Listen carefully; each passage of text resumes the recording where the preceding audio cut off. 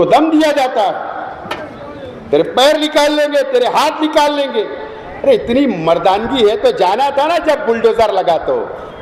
क्या बात, क्यों हमारे वर्करों को बोलते हो? आज के बाद यहां अब इस्लाम पार्टी आ चुकी है। अब इस्लाम पार्टी के कार्यकर्ताओं को अगर किसी ने दम दिया तो 50 किलोमीटर दूर पर रहता शेख आसिफ यहां पर आकर बैठेगा। और आज मैं इस धुलिया के पुलिस डिपार्टमेंट से गुजारिश करता हूं कि अगर हमारी पार्टी खत्म हो गया, अब आजाद हूं, धुलिया के लोगों की भी आमालनामा मेरे पास है। जो आपको धमकी देते हैं ना, डरने की जरूरत नहीं, आमालनामा मेरे पास ही रहता है धुलिया का भी। मैं आज बोल के जा रहा हूं, हमारे कार्यकर्ताओं को, हमारे जिम्मेदार को, पार्टी के ओहदेदारान को किसी ने धमकाने की जरूरत नहीं। बाहलत फरमा अभी धुलिया डिस्ट्रिक्ट का जो हमने सदारत का इस्लाम पार्टी का लेटर दिया, नासिर पठान साहब, हमारे धुलिया शहर के नौजवान इस्लाम पार्टी का शहरी सदर जिसे अभी हमने बनाया, वसीम अकरम साहब, मंच पे तशरीफ फरमा, मालेगांव म्युनिसिपल कॉरपोरेशन की मेयर नसरीन शेख साहिबा, मेरे साथ मालेगांव से आए हुए इस्लाम पार्टी के तमाम ही कॉरपोरेटर्स, इस्लाम पार्टी के तमाम ओहदेदारान, अभी मेरे हाथों से और जिन लोगों का भी ऐलान किया गया धुलिया शहर और धुलिया डिस्ट्रिक्ट इस्लाम पार्टी तमाम ही ओहदेदारान, मैं सबसे पहले धुलिया शहर की आवाम का शुक्रिया अदा करता हूं और साथ ही साथ वसीम अकरम साहब, नासिर पठान साहब, शाहिद अंसारी साहब और उनके तमाम ही साथियों का मैं शुक्रिया अदा करता हूं कि आप लोगों ने मालेगांव शहर के मेयर समेत इस्लाम पार्टी के तमाम ही कॉरपोरेटरों का और मेरा यहां पर इस्तकबाल किया। मैं आपका बहुत बहुत शुक्रिया अदा करता हूं।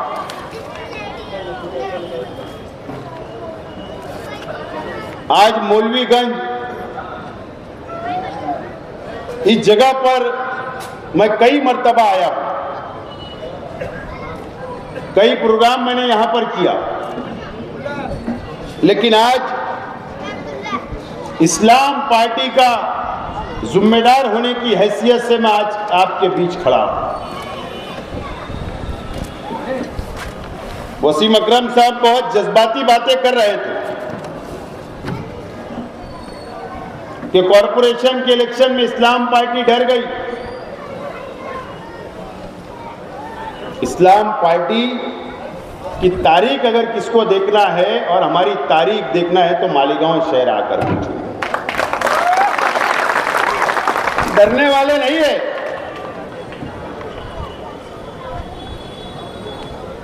वो एक शेर है ना,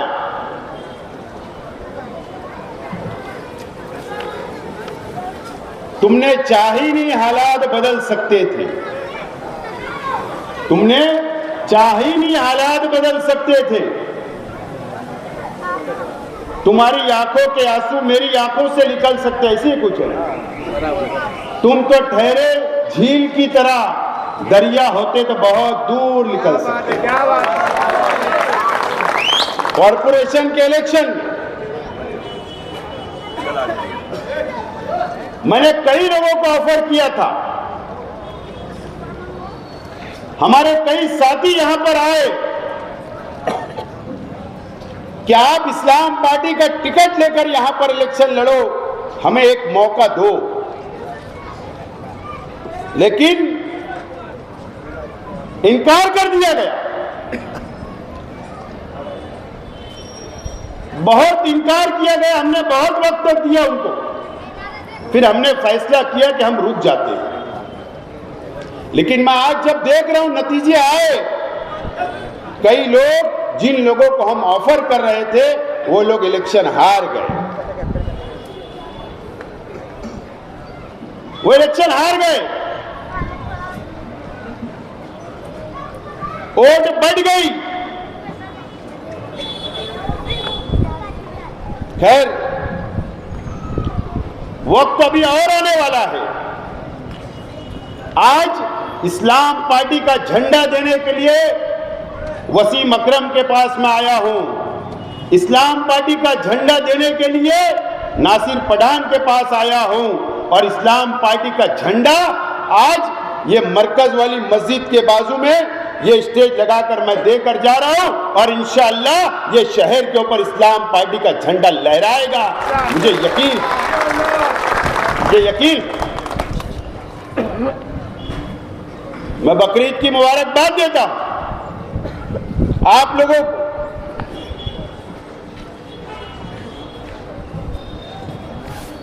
इस्लाम पार्टी की बुनियाद जो रखी गई मालेगांव के अंदर,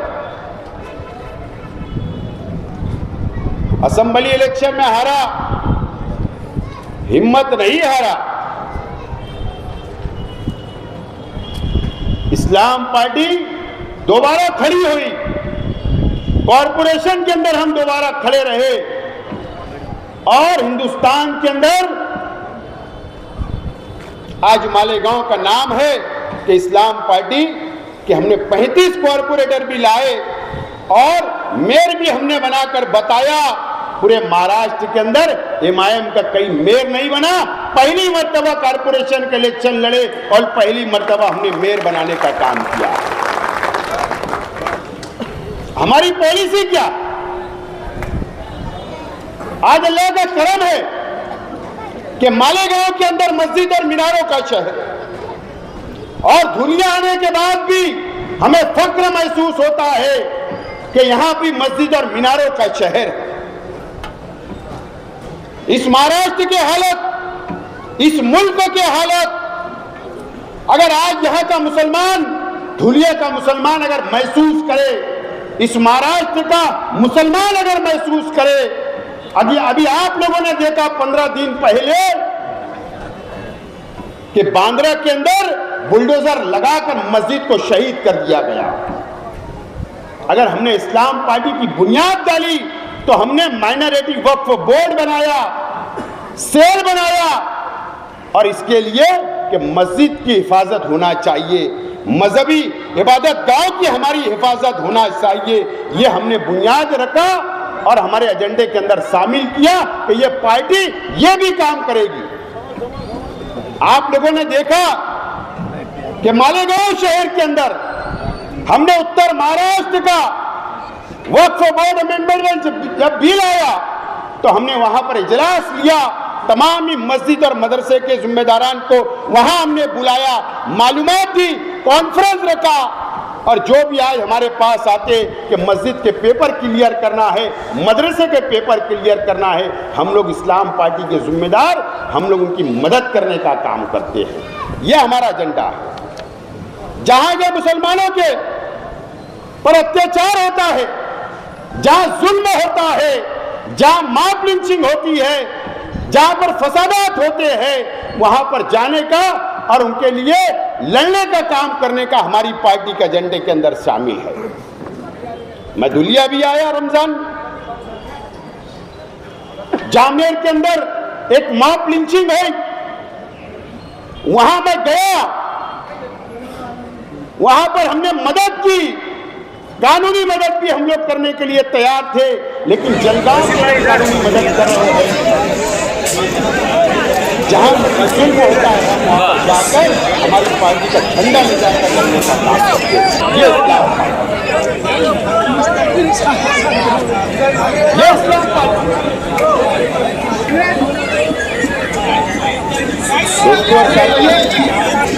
कल बकरीद का त्योहार खत्म हुआ,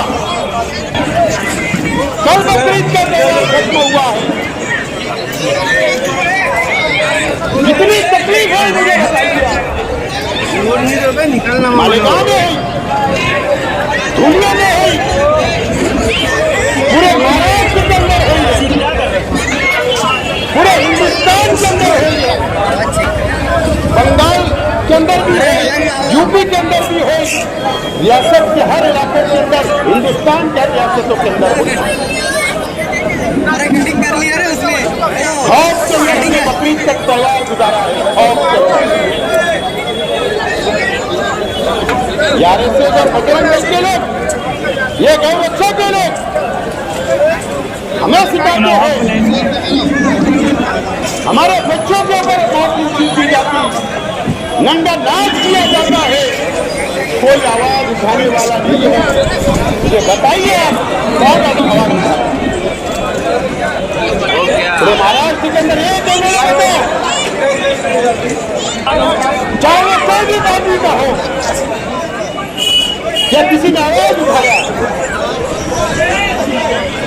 किसी ने आवाज नहीं उठाया।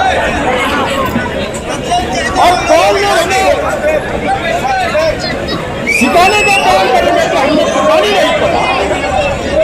वो लोग जो लोग इस महाराष्ट्र की सरकार के अंदर बैठे हैं, ये सरकार के अंदर शिवसेना जो बैठी है, ये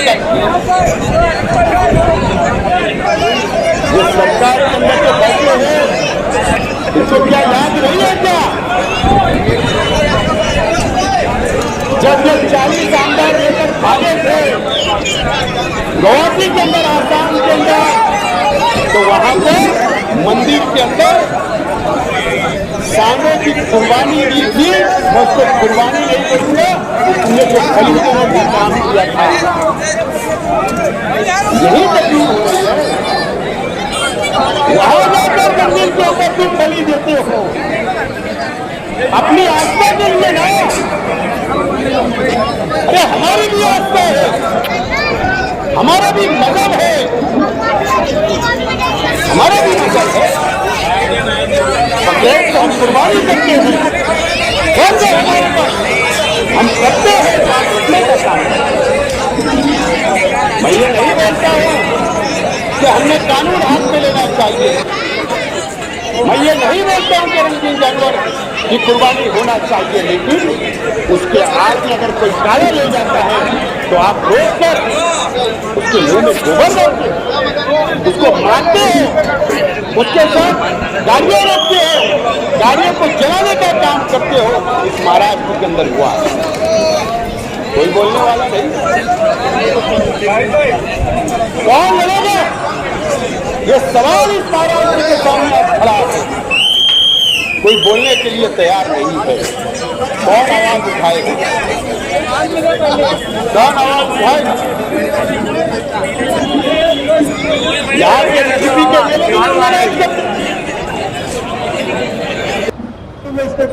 कोई नारे के ऊपर बुलडोजर लग गया। की आन बान शान मौलवीगंज की पहचान है। मुसलमानों के घर को बुलडोजर के जरिए निकाल दिया गया, चल गया, न्यूज बन गई। जहान बेटी से किसी ने आवाज जरूरी तो नहीं क्यों? से नाम रोशन हो, मेरे नबी का खड़ा खानदान बेटी से। अरे इलेक्शन के टाइम में जलसा लेकर कौम की दुआएं दी गई, मिल्लत की दुआएं दी गई। अब क्या हुआ? जब बुलडोजर लग गया बस्तियों पर, क्यों आगे नहीं आया गया? इस्लाम पार्टी के अध्यक्ष किसी को 8 सीट, किसी को 10 सीट दी गई। कॉर्पोरेशन में दोनों पार्टियों ने आवाज उठाने का काम नहीं किया। ये लोग डरते हैं, ये डरते हैं भी एमएलए से, यहाँ के प्रशासन से, बीजेपी की हुकूमत से डरते हैं। या ये तो मैनेज है या ये तो डरते हैं, इसके अंदर कोई दूसरा नहीं हो सकता। आवाज कोई उठाएगा नहीं, जो आवाज उठाएगा, जो दूसरी पार्टी में जाएगा, उसको दम दिया जाएगा। तेरे पैर निकाल लेंगे, तेरे हाथ निकाल लेंगे। इतनी मर्दानगी है तो जाना जाना जब बुलडोजर लगा तो क्यों हमारे वर्करों को बोलते हो? हमारे नासिर प्रधान करेंगे। आज के बाद यहाँ अब इस्लाम पार्टी आ चुकी है। अब इस्लाम पार्टी के कार्यकर्ताओं को अगर किसी ने दम दिया तो 50 किलोमीटर दूर पर रहता शेख आसिफ यहाँ पर आकर और आज मैं इस दुनिया के पुलिस डिपार्टमेंट से गुजारिश करता हूँ कि अगर हमारी party all India election commission से रजिस्टर्ड पार्टी है, दोनों ही शेख साहब से अगर हमारी पार्टी के कोई भी कार्यकर्ताओं को अगर दम दी गई, धमकी दी गई, गुंडागर्दी की गई तो पुलिस डिपार्टमेंट ने कार्रवाई करना ही चाहिए कि अगर हमारी पार्टी के कोई भी कार्यकर्ता या पदाधिकारी को किसी ने धमकी दिया तो फिर गांधी जी ने डंडा भी दिया, रास्ता बता देगा गांधी जी, फिर हम तिरंगा भी हाथ में लेंगे और इस्लाम पार्टी का झंडा भी लेंगे और फिर हमको मजबूरी में पुलिस स्टेशन के बाहर आकर या एसपी ऑफिस के बाहर या कलेक्टर ऑफिस के बाहर धरने पे बैठना पड़ेगा। इतने खौफ में नहीं रहना चाहिए। जिस हिसाब से हम लोग रहते हैं ये बहुत गलत बात है। मुझे बहुत बोलना है, कौन कौन सी पार्टी से चुन कर आया फिर मालूम पड़ा कि दूसरी पार्टी में जा रहे। ये धुलिया शहर के आवाम इस बात को नोट करे कि हुजूर की शान में गुस्ताखी करने वाली पार्टी के अंदर तुम्हारे मुस्लिम कारपोरेटर जाने वाले हैं। आज मैं बोलकर जा रहा हूं सिर्फ पैसे के लिए, तुम्हारे लिए नहीं। कोई हमदर्दी नहीं है दुनिया के मुसलमानों से, कोई तुम्हारा मसाइल हल करने के लिए नहीं जा रहा है, सिर्फ रुपया पैसे के लिए। हुजूर की शान में गुस्ताखी करने वाला, गुस्ताख रसूल की पार्टी के अंदर जाने वाले हैं। कौम के नाम पर दुआई दी गई, वोट ली गई, लेकिन एक रास्ता बनाने की कोशिश की जा रही है। यह आपको याद रखना है दोस्तों और साथियों। यह धुलिया शहर और मालेगांव का जो रिश्ता है बहुत गहरा है। चाहे पावरलूम से, चाहे मार्केट से, यहां अगर कपड़ा तैयार होता है तो तामा काटा मालेगांव में आकर कपड़ा आप बेचते हो। सूत मालेगांव से आता है, रिश्ते नाते हैं, एक दूसरे की बेटियां का लेन देन है, इतना गहरा हमारा अपना ताल्लुक है। क्या हुआ? किरण सुमैया, धुलिया भी आया, मालेगांव भी आया, यहां के बीजेपी के एमएलए भी साथ थे। क्या बोला गया? एसआईआर का जब सर्वे हुआ मैपिंग का, पूरे महाराष्ट्र के अंदर मैपिंग चल रही थी एसआईआर, क्या इल्जाम धुलिया पर भी लगा, क्या इल्जाम मालेगांव पर भी लगा कि 22,000 वोट धुलिया की मालेगांव की यादी में है और मालेगांव की 22,000 वोट धुलिया की यादी के अंदर है। इल्जाम लगा। यादी यहां के कलेक्टर को दी गई, मालेगांव के एडिशनल कलेक्टर को दी गई और इंक्वायरी की डिमांड की गई। मुझे बताओ कौन आवाज उठाएगा, कौन लड़ेगा? आज हम सो रहे हैं, अच्छी बात नहीं है। जब एसआईआर का सर्वे मुकम्मल हो जाएगा, वो 22,000 नाम यहां के डिलीट कर दिए जाएंगे, मालेगांव के डिलीट कर दिए जाएंगे। आपको पता होना चाहिए कि बंगाल के अंदर क्या हुआ, 90 लाख वोट काट दी गई। बिहार में क्या हुआ, 70 लाख वोट काट दी गई। अब महाराष्ट्र का नंबर है, क्या होगा? नाम कटने के बाद एनआरसी लागू कर दिया जाएगा। कौन लड़ेगा? क्या तुम्हारा लीगल सेल तैयार है? क्या कोई एडवोकेट का पैनल आपने तैयार किया? क्या यहां के लीडर संजीदा होकर बैठे? क्या यहां के कॉर्पोरेटर संजीदा होकर बैठे?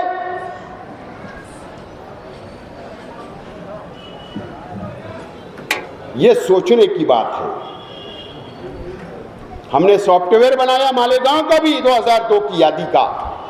हमने यहां पर ऑफिस खोला, कंप्यूटर लगाए, यहां के आवाम की हमने मदद की। हम मालेगांव में भी और धुलिया में भी मदद कर रहे हैं। ये फिक्र है कि नाम नहीं कटना चाहिए। नाम कटेगा, एनआरसी लागू होगा, उसके बाद हमको देश का गद्दार बोला जाएगा, फिर काला कानून हम पे लागू कर दिया जाएगा। एक मिसाल मालेगांव है। यही किरीट सोमैया आया, उसने कहा कि मालेगांव के अंदर बांग्लादेशी रोहिंग्या है, घुस के रह रहे हैं। एसआईटी बना दी गई, पुलिस की एक टीम बनी, इंक्वायरी हुई।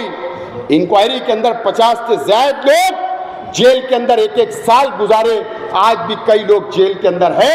हम लोग लड़ाई माइनॉरिटी डिफेंस कमेटी बनाकर लड़ रहे हैं, कानूनी लड़ाई लड़ रहे हैं, कोर्ट से उनकी जमानतें करा रहे हैं। फिर ये तो सिर्फ हमारा 3300 का मामला था, अब तो हजारों में बात दुनिया और मालेगांव की चल रही। कौन लड़ेगा? इस पे क्यों नहीं संजीदा होते? कौन संजीदा होगा? मैपिंग खत्म हुई, हमने हमारा काम बंद नहीं किया।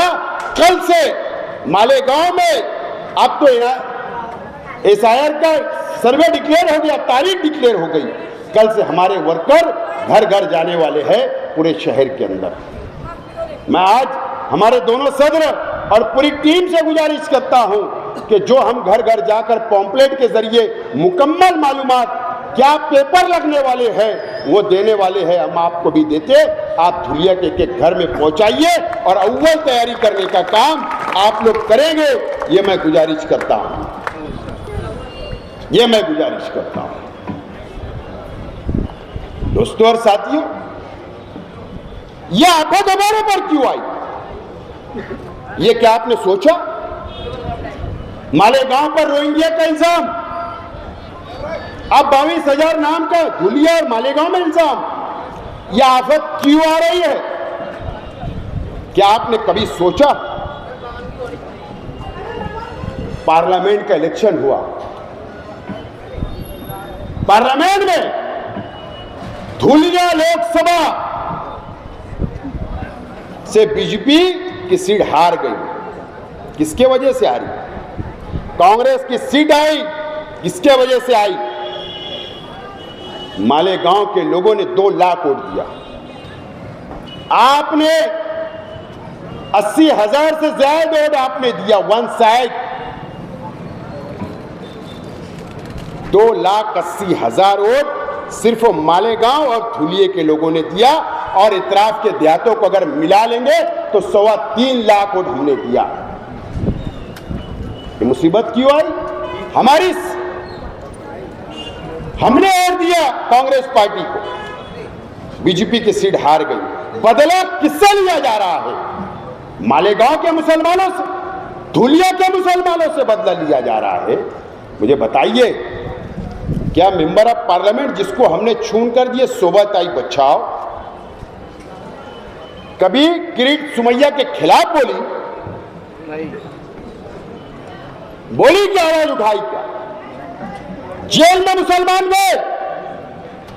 रोहिंग्या और बांग्लादेश के इल्जाम में मां बहनें गई, बुरखा पोश खातून गई, 3-3 महीने के बच्चे बाहर है, वो जेल में। आज भी वो लेडीज हमारी बहन, क्या हमारी मेंबर ऑफ पार्लियामेंट ने आवाज उठाई? क्या पार्लियामेंट के अंदर आवाज उठाई? एक आवाज नहीं उठी। हमारा हक अदा नहीं हुआ, जाने दो, उसके मोहताज भी नहीं हम।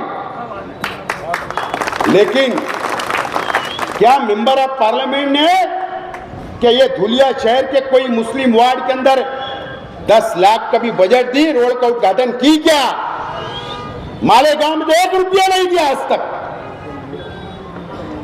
जिसके वजह से मुसीबत आ रही है, जिसके वजह से छूट कर आई, हमारे को नजरअंदाज किया जा रहा है।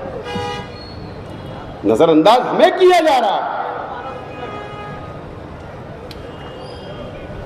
हमको हमारी ताकत खुद खड़ा करना पड़ेगी। हमारे मसाइल के लिए खुद खड़ा होना पड़ेगा। नौजवान साथियों को भी खड़ा होना पड़ेगा। समाज के हर इंसान को खड़ा रहना पड़ेगा। हमारे मसाइल के लिए खुद लड़ना पड़ेगा। मुफाद परस्ती की सियासत को अब साइड लगाना पड़ेगा। आप लोगों को साइड लगाना पड़ेगा। दोस्तों और साथियों, मुझे बताइए, आप यहां इमाम का एमएलए चुनकर आप लोग ने दे दिया, ठीक है, अच्छी बात है। इससे पहले के टर्मों में अरे हैदराबाद के ओवैसी बिरादरान धुलिया आते, जज्बाती बातें, मालेगांव है, जज्बाती बातें, उसके बाद वो पलट के नहीं आते। फिर आप असेंबली में ही आएंगे, फिर कारपोरेशन में ही आएंगे, फिर पार्लियामेंट में ही आएंगे। इस्तेमाल करने का काम इस महाराष्ट्र के मुसलमानों का हुआ है, खास तौर पर धुलिया और मालेगांव, औरंगाबाद के। मुझे बताइए, आज अगर हमारी हालत यह है, इसके जिम्मेदार कौन है? अगर बंगाल के मुसलमान आज परेशान है, उसके जिम्मेदार कौन है? बंगाल में हुमायूं कबीर शख्स से हाथ मिलाया गया, इमाम ने वहां जाकर हाथ मिलाई, पैक्ट हुआ, अलायंस हुआ, सीटें बढ़ गई, तकरीर हो गई। बाद में हुमायूं कबीर का वीडियो वायरल होता है कि बीजेपी से 1000 करोड़ रुपया मांग रहा है। उसी को बीजेपी ने मुद्दा बनाई, वहां की हुकूमत गई। आज मुसलमान परेशान है। आसाम में क्या हुआ? आसाम में जज्बाती तकरीर, हुकूमत गई। मैं हैरान इस बात से रहता हूं कि आजम खान ने 2014 के अंदर पार्लियामेंट के अंदर खड़े रह के नरेंद्र मोदी और अमित शाह की आंख में आंख डाल के बात की थी और मुसलमानों के मसाइल उठाए थे, और हम कितने देशभक्त हैं मुसलमान, ये सिर्फ तकरीर की उस दिन है और आज का दिन है। आजम खान जेल में होते हैं, आजम खान की बीवी जेल में होती है, आजम खान का लड़का जेल में होता है। अतीक अहमद, उत्तर प्रदेश के अतीक अहमद, सरेआम कोर्ट के बाहर गोली मार दी जाती है। साबुद्दीन का क्या? जितने मुस्लिम लीडरशिप हिंदुस्तान की टॉप की थी, जिनका दबदबा था हिंदुस्तान की सियासत में, भारतीय जनता पार्टी आरएसएस छून छून कर बदला ली। इनको ही क्यों सिक्योरिटी है? इनको ही कुछ नहीं क्यों होता है? ईडी की कार्रवाई इनमें कुछ नहीं होती है। इनको खुला छोड़ दिया गया है कि जाओ हमारी मदद करो, मुसलमानों को जज्बात में लाओ, मुसलमानों की वोट का बंटवारा करो और हमारा रास्ता साफ करो। ये क्या हम कभी सोचते नहीं? उसके बाद बस इलेक्शन में प्रचार। क्या एजेंडा है तुम्हारे पास? क्या तुम कौम को देना चाहते? क्या आप समाज को देना चाहते हो? क्या मुसलमानों को देना चाहते हो? ये बताओ। ये नहीं बताते, उसके ऊपर कोई बात नहीं होती। ये आप मुसलमानों को, इस महाराष्ट्र के नहीं, इस मुल्क के मुसलमानों को अब सर जोड़कर बैठने की जरूरत है। हमारी लड़ाई आरएसएस से भी है। अगर बीजेपी आज हिंदुस्तान की 70% रियासतों पे अगर इक्तिदार हासिल कर लेती है और मरकज में तीसरी मर्तबा अगर नरेंद्र मोदी पंतप्रधान बन जाते हैं, वजीर आजम बन जाते हैं, तो क्या बीजेपी का कमाल है? नहीं, कमाल आरएसएस का है। दिखते भी नहीं है और काम चलता है हिंदुत्ववादी का। और हम बस जज्बाती बातों में आकर वोट दे देते हैं, वोट का इस्तेमाल कर देते हैं। ये बातें अब हम लोगों को सोचना है और समझना है। और आज मैं नौजवानों से एक बात खास बोलने के लिए आया हूं। मेरे नौजवान साथियों, 1-1.5 महीना नासिक में क्या हुआ, 1-1.5 महीना पहले टीसीएस प्रकरण आपको पता होगा। निदा खान और उसके साथ 6 लड़के जो प्राइवेट कंपनी में काम कर रहे थे, उन पर इल्जाम आया धर्म परिवर्तन का। पूरे हिंदुस्तान के मीडिया के अंदर उनको जिहादी बता दिया गया। सवाल ये नहीं है कि उन पे कार्रवाई हुई। ये बात समझो नौजवान, खास तौर पर जो ग्रेजुएट है, जो पढ़े लिखे हैं, जिनके पास डिग्रियां हैं। हमको सरकारी नौकरियां तो नहीं मिलती। या तो हमारा कारोबार करो, रोजी रोटी करो, या प्राइवेट सेक्टर के अंदर, प्राइवेट कंपनियों के अंदर हमको जॉब मिलता है, नौकरियां मिलती है। टीसीएस प्रकरण को पूरे हिंदुस्तान की मीडिया ने बताई, जिहादी बोल दिया गया, धर्म परिवर्तन का इल्जाम लगा। मैं कल गया था, उसमें से एक लड़का फैमिली मेरे पास आई, मैं कल जाकर वकील खड़ा करके आया, दानिश नाम के लड़के की। सवाल ये, लड़ रहे हैं, वहां जाके लड़ रहे हैं, लेकिन ये क्यों किया गया? इसके लिए किया गया कि इनको जिहादी बोल दो, ये धर्म परिवर्तन करते हैं। और ये मैसेज देने की कोशिश की गई पूरे हिंदुस्तान के अंदर जितनी प्राइवेट कंपनियां हैं कि मुसलमान बच्चों को जॉब मत दो, नौकरियां मत दो, तुमको बेरोजगार करने के लिए एक साजिश रची जा रही है। इसके ऊपर कोई बात नहीं हो। ये सोचना पड़ेगा, बेदार होना पड़ेगा, सियासी सूझबूझ हमारे अंदर पैदा करना पड़ेगा, सियासी बेदारी हमारे अंदर लाना पड़ेगा। इसीलिए आज मैं आपसे बात करने के लिए आया हूं। और ये पहला जलसा मालेगांव के बाहर इस्लाम पार्टी का। मेरा हक था, मेरा पड़ोस है दुलिया, पड़ोसी शहर है, यहां से मैंने शुरुआत किया। अब मैं मराठवाड़ा और खानदेश तरफ रवाना होने वाला हूं। लेकिन आज मैं आपको यकीन दिलाकर जा रहा हूं, इस धुलिया शहर के कोई भी मसला हो, मस्जिद का हो, कब्रिस्तान का हो, मदरसे का हो, हमारे बच्चों के ऊपर जो जुल्म होगा, मुसलमानों पे अत्याचार होगा, कोई भी मसला हो, चाहे किरीट सुमैया है या और कोई फिरका परस्त लीडर आए, आपके हर मसले के अंदर, धुलिया के अंदर आके आपकी रहनुमाई करने का वादा करने के लिए आया हूं। और आज वादा करके हम जा रहे हैं। वादा करता हूं, आज हमारे चंद साथियों ने पार्टी को खड़ा किया, चंद साथी है। आपसे अपील करता हूं, धुलिया के नौजवानों से, धुलिया की आवाम से, इनके साथ आइए, इनके हाथों को मजबूत करिए। आपके मसाइल हल करने की जिम्मेदारी लेता हूं और हम आएंगे। ये पूरी टीम बैठी हुई है, पूरी टीम बैठी हुई है। 35 कॉर्पोरेटर, पार्टी के जिम्मेदार, सब हम आपके साथ खड़े हैं, आपके लिए खड़े रहेंगे। फिक्र करने की जरूरत आप लोगों को नहीं है। ये वादा करने के लिए आया हूं और किसी से डरने की भी जरूरत नहीं है। एक आदमी, मेरा शहर था, मेरा इलेक्शन था, मेरा खत्म हो गया, अब आजाद हूं। धुलिया के लोगों की भी आमालनामा मेरे पास है, जो आपको धमकी देते हैं ना, डरने की जरूरत नहीं, आमालनामा मेरे पास ही रहता है धुलिया का भी। मैं आज बोल के जा रहा हूं, हमारे कार्यकर्ताओं को, हमारे जिम्मेदार को, पार्टी के ओहदेदारान को किसी ने धमकाने की जरूरत नहीं। बाहालत मजबूरी, नहीं तो आमालनामा मुझे आकर खोलना पड़ेगा, खोलना पड़ेगा।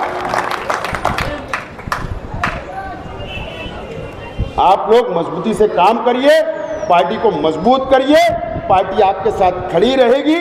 ये वादा करता हूं आप लोगों से भी और धुलिया की आवाम से भी कि बेदार रहो। एसआईआर सर्वे मुकम्मल कराओ, ये अपील करता हूं।